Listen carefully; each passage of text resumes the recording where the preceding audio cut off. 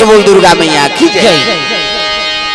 सब लोग ताली बजा भजन करना है तब कथा में आनंद आते दाई दादा हो श्रोता वक्ता दोनों मिलवे तब कथा में आनंद ही एक जना मन भगवान ल पा जते त काबर गांव गांव किंजरत रहते कैसे अपन खोली में कीर्तन कही देते तार जते नहीं समूह जरूरी है।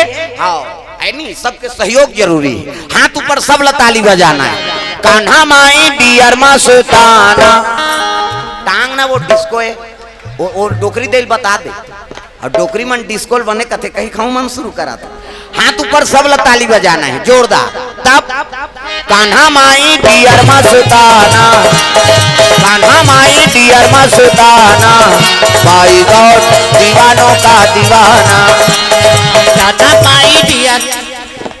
हाँ ये मन डॉक्टर ही ने कहा हाँ नी भजा तेल बेद नी भजी ते पर हाथे छांट लगा 3-4 सूजी बाई गौर दीवानों का दीवाना बाई गौर दीवानों का दीवाना दीवानी थी मेरा पिया जहर का प्याला दीवानी थी मेरा पिया जहर का प्याला वो प्याले में आया नजर नंद का लाला वो प्याले में आया नजर नंद का लाला आसी बल है उनसे बच पाना हरि बोल आसी बल है उनसे बच पाना बाई गौर दीवानों का दीवाना बाई गौर दीवानों का दीवाना।